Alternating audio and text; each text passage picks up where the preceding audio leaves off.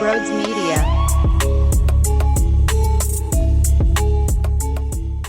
What is going on, everybody? Welcome on into Sports Talk with Broads. So your Sixers get their first victory of the season. Ironically enough, it's in Toronto for Nick Nurse, and I thought they played a good game. The beginning was a little slow, but I didn't expect the Raptors to keep up the pace that they were scoring from behind the arc, and the disparity was wild. Double-digit threes made for them in the first half to the Sixers 3, and it was really the Tyrese Maxey show that kept you involved. And then, of course, the two-man game between Maxey and Joel Embiid was sexy as hell. Let me ask you a question. If you are playing defense on Maxey and Embiid has the ball at the top of the three-point line and Maxey runs right by him and he drops it all for him, so Maxey has a good look for three, are you applying pressure and blitzing the three-point line so he can utilize his first step and crush you with this speed to the rack? Or will you sag off so 7 threes get cooked into your face?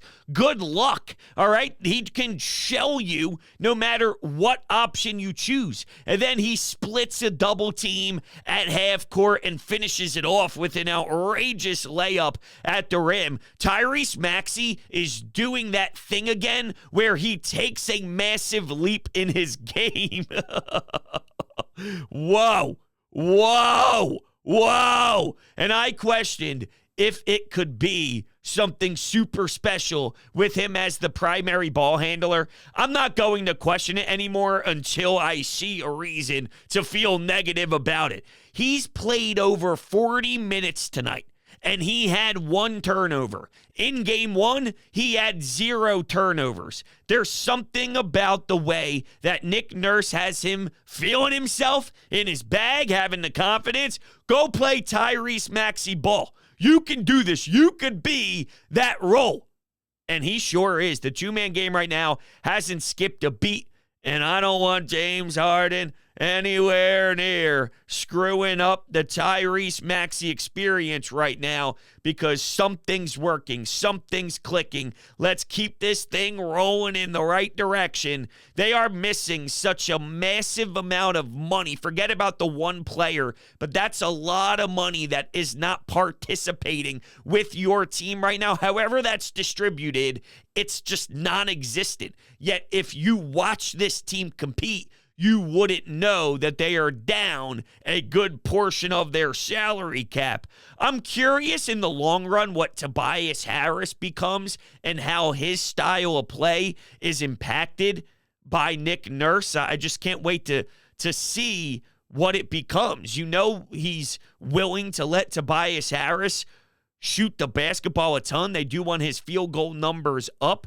But I'm just thinking about the aesthetic of it and what it looks like on a night-to-night basis, and I'm fascinated. There was one rotation I didn't necessarily love, but before I get to that, I do want to tell you that there's a lot of Sixers games that are about to start popping off at home at the Wells Fargo Center, and I have something that can help you get to those games, and that's a promo code with my friends over at TickPick. If you spend over $100 on tickets, which unfortunately in this world is very easy to do because of where everything is and how expensive everything is, but you can utilize the promo code BROADS on TickPick and get $10 off of your purchase. There's nothing sweeter than seeing Joel Embiid and Tyrese Maxey live in action, and TickPick has the best prices out there right now in the market, and they are so confident about it that they have the best price guarantee, meaning that their ticket prices will beat any of the major competing marketplaces,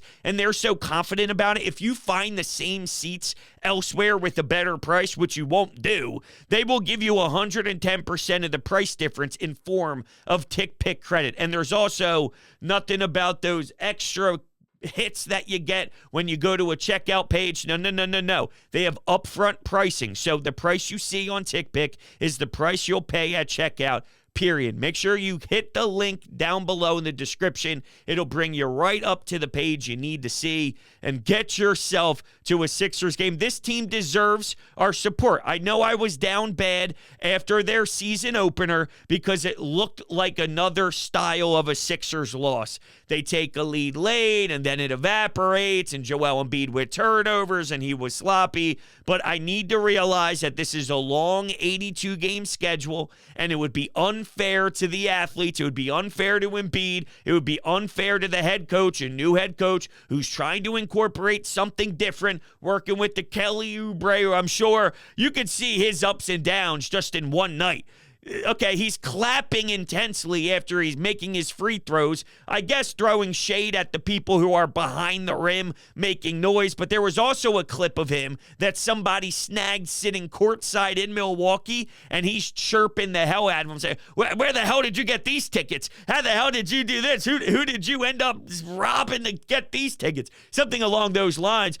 He's very all over the place. He's very loud. He's got a unique personality on the floor when you end up knocking down your shots. And he scored a nice amount of points tonight, but it wasn't extremely efficient. It wasn't the same way cashing in from behind the arc that we saw. And then I saw layups that were missed, and he tries to take the ball hard to the cup and ends up shooting it off the side of the backboard. So I'm just saying, I think that's part of this Kelly Oubre experience. And even for Nick Nurse, all right, how do we let this work? How do we let this style marinate in the offense with what Maxey and Joel Embiid's doing while trying to get Tobias Harris his shots? So the one lineup I did not like was Pat Beverly, Kelly Oubre, Paul Reed, House, and Tobias Harris. I'm watching Pat Beverly and Paul Reed try to establish a back-to-the-basket game for Embiid, and I'm going, no, I don't want to have my offense trying to score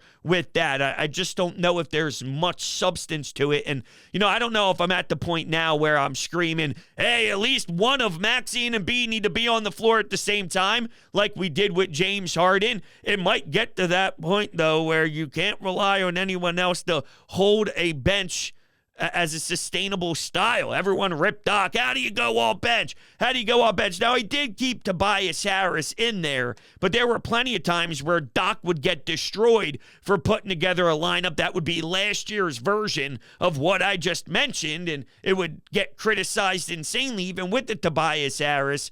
I'm just saying, there's reasons why coaches try this. I didn't like it tonight. That doesn't mean that same group and that same core can go out there on another night and end up succeeding. Of course it can. Absolutely it can. Just saying tonight, it didn't really tickle my fancy. All right? That dude Dick's out there knocking down threes is pissing me off. Got a dog hair in my mouth. My dog's shedding like crazy. I was laying down with her all day long and wearing a black shirt. I even had black shorts on. You should see me. I'm using one of those sticky things that I got from Target so the dog hair gets off me to record a show on YouTube. What am I doing? It's 10:15 at night. I'm putting in hard work for fashion statements here just to get the dog hair off me. Where is this going? I have no idea. I do know, though, that Tyrese Maxey and Joel Embiid were just one tonight. All right, at one point you look down, they both have 29 points, and there's still an entire fourth quarter to go. So when they check in, it's money time for those two. They ended up both scoring 34. Embiid breaks through a double team, has a swat at the end defensively. That's now 2 games in a row where he came up large with a massive block. Now, this Toronto team is not very good. They are by far and away a totally different team now, losing, obviously, the Kawhi Leonards of the world when that all went down, but Fred VanVleet getting a bag elsewhere. This team is so much different, and they're not very strong. And, you have to play a lot of those teams, but you have to look like this when you are the Sixers when facing them. That's your job. Go out. Okay, if you start out slow, that's fine. Creep into it over time. Knock down your shots as the game continues. And eventually, over the rest of the 36 minutes, if the first 12 were a little silent, Maxey couldn't get the ball and score in that first quarter. Everything changed. And that's what's even more impressive about the 29 points. When you look down, he wasn't even doing his thing yet in the first quarter. So that's just in a bunch of 2 quarters. That's your 2 middle frames where he is dominating. And I can't get over the burst. If you are defending, how do you handle this? Pick your poison. He's either going to crush you with this speed and get behind you within seconds, where your jock strap's on the floor because you're twisting and turning so much, it's falling off your hips. Your ankles are breaking, they're twisting. You can't keep up with it. You're icing everything in your body because Maxey's putting you through a whole entire spin cycle. Or you die by the 3-pointer because it was cash, cash, cash, cash. Cash. And I'm telling you, Toronto keeping up the pace that they had to start, no way. They're not scoring 36 points per quarter. They're not knocking down double-digit amount of threes like that while you're missing and only hitting. I mean, that one final first half Maxey 3 came with barely any time left. You were essentially sitting in that first half with 2 3-pointers made. That is not a thing for this team. We do have a couple text messages here on the text board. So let's read some of them here. Josh is a little annoyed with the schedule. Who the hell scheduled a back-to-back during this first weekend right after one of their Thursday night games too? So that's 3 and 4 nights for the season to begin. I'm also annoyed because it really won't be a focus with the Eagles game on. Yeah, it does kind of stink that you have a home opener. Now, the Flyers had to deal with something very similar. So the Flyers had their game down at the barn while the Phillies were competing in an NLCS game. And you could tell that the atmosphere wasn't fully locked in. But guess what? This is the nature of the beast. And at the end of the day, isn't there a reason why a lot of basketball fans claim that the NBA season doesn't really start until Christmas Day, when you get the huge barrage of the Christmas Day slate and you're going from family member to family member, you go to grandpa's to your mother-in-law's to your mom's, and you're just bouncing over different houses, and you catch the Lakers late night, but then you catch the Sixers Knicks at noon, and then the Celtics play at 3:30, Milwaukee's there, and you just kind of snag 2 quarters here and there as you roll through presents and different family members. That's what it's all about. But that's when normally you say, now it's NBA season. So some of these early frames and some of these early sections of a season, they get sprinkled on instead of being the main focus. Yeah, it sucks. You know, I would like to see it fully, insanely engaged. Whatever. Just go win. I don't care. Just go beat the Portland Trailblazers, please. I don't want to be sitting and recording and talking about a Sixers game and throw up some nonsense excuse that they came out flat because the building was dead. No. That would be on them. You have to prepare yourself for it to be maybe a little bit less intense because of the circumstances. If that's not in your mental preparation, then that's on you. Or maybe I'm completely wrong and it is jam-packed. I don't know what it'll look like. I do know that HelloFresh is amazing, though. I do know that it looks like, I don't know, I'm a 5-star restaurant level chef when I'm done cooking. A crazy schedule can make it easy to fall back into a dinner time recipe rut. So keep mealtime exciting with over 40 recipes to choose from every week. So there's always something delicious to discover with HelloFresh. We all know HelloFresh takes the hassle out of mealtime, but did you know it can also save you money? HelloFresh is 25% less expensive than takeout. So that means you get an easy home-cooked meal on the table and money back in your pocket too. Listen, their ingredients arrive at your doorstep pre-portioned and ready to cook, along with pictured step-by-step recipe cards. How easy is that? Go to HelloFresh.com/50broads and use 50broads for 50% off plus free shipping. That's code 50broads for 50% off plus free shipping. HelloFresh is America's #1 meal kit. My wife and I, we use it pretty much every single night at this point, and it has changed my life in regards to dinner. 5 minutes to prep, 15 minutes to cook. It's all right there, laid out for you, sectioned. You just follow the recipe, nice and easy, and it's so damn delicious. Join me and join the Hello Fresh family. Check the link out down below in the description. What are you waiting for? Get Hello Fresh today. Okay, William texts in. Nick Nurse. Embiid. Wait, what? Okay, hold on. Sorry. It's a little sloppy of a text, but I'll clean it up. He's speaking about Nick Nurse and Embiid and Maxey playing great together. They are not missing James Harden. Get rid of James Harden. I don't want James Harden.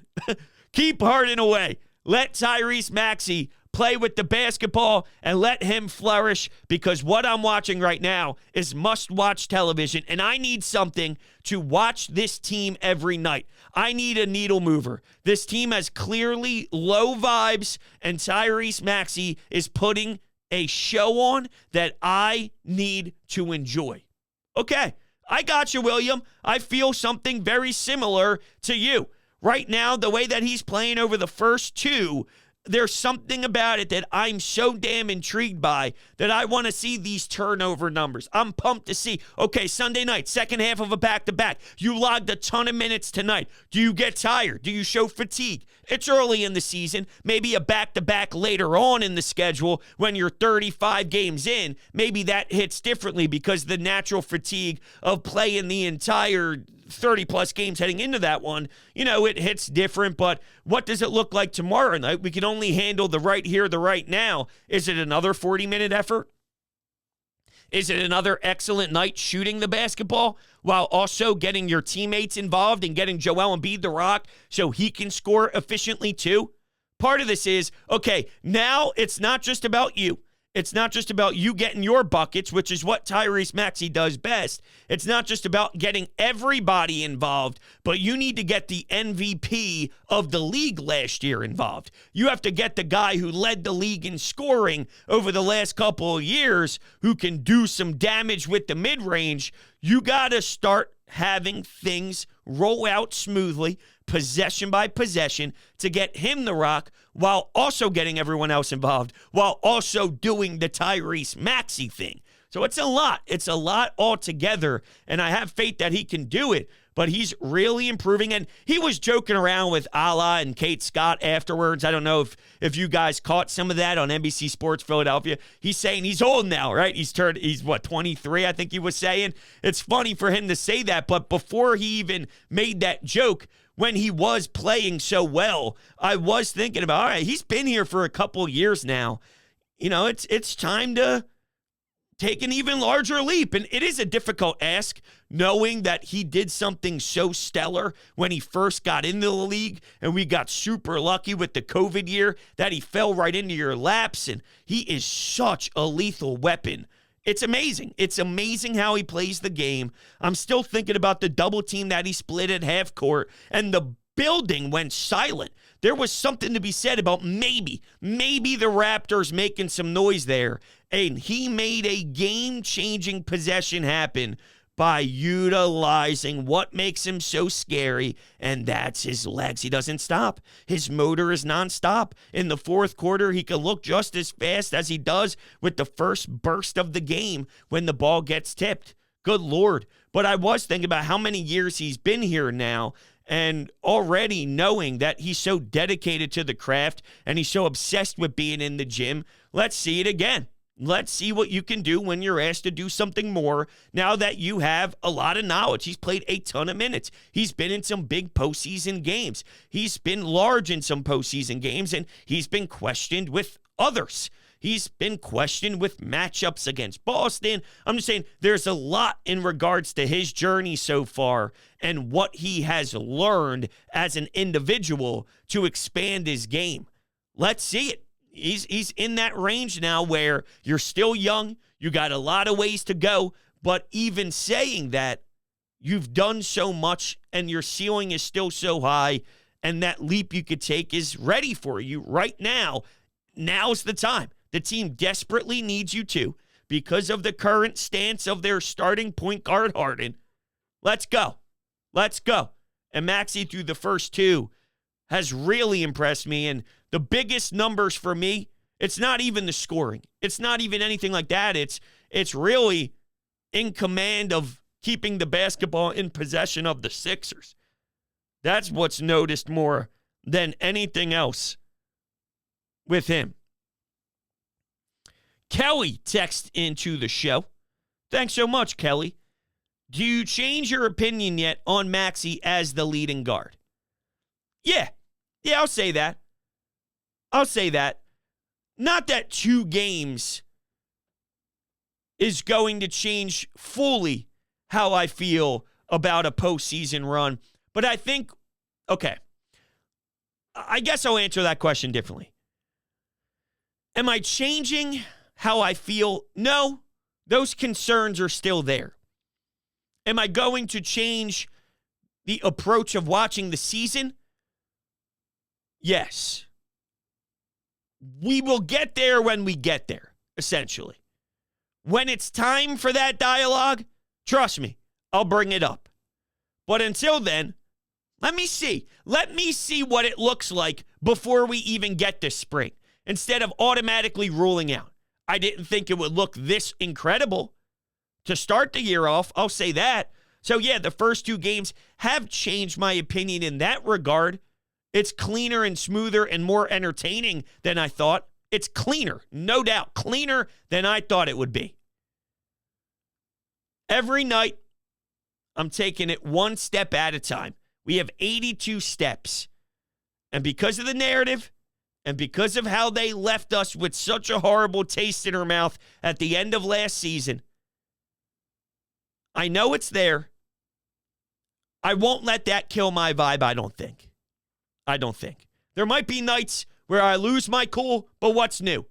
Any team here in Philadelphia can have that happen to me on any given night. Sometimes it just hits. Sometimes it just pulls on those strings. Maybe something else happened that day too for me. I don't know. Maybe I'm annoyed with something. Maybe my dog was barking 24/7 and I couldn't relax at all, and then it's just a normal loss, but that loss feels intensified because I'm in the mood, and then it just happens. I don't know. I'm just saying that's my attempt. That's how I'm trying my best to attack this regular season. Is that fair to say? Okay. No run for Springer. He didn't get much run in game 1. He got about 5 minutes. But now you saw House, and you didn't see Springer.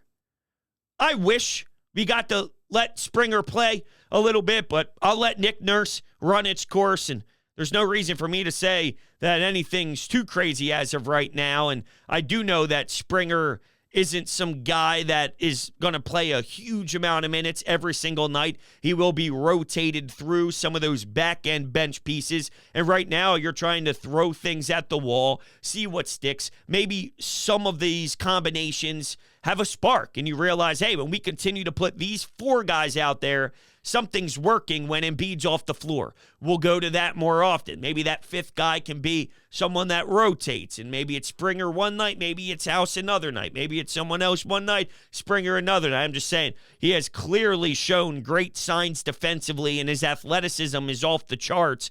I would like for him to build off of that confidence for his very limited minutes in game 1. I thought he showed signs of, whoa, that'll play. Okay, we could do something with that skill set. The more and more you get him out there, he just feels better about himself. And we'll see how Nick Nurse elects to roll this lineup out tomorrow and see if there's any changes there. But that's essentially what I saw in this basketball game. And look, there's plenty of opportunities to cash out big on the Sixers this upcoming year, and I don't want you to miss out on it at all. And also, the Eagles play. Let's not be silly. Let's take a look at the spread. Let's take a look at some of the player props. Jalen Hurts, passing yards. I've been loving the A.J. Brown passing yard numbers. You know he's going to get his. When your money's on the line, choose a trusted sportsbook that gives you tools to win, like MyBookie. MyBookie, they are so fantastic. They have daily odds boosts, same-game parlays.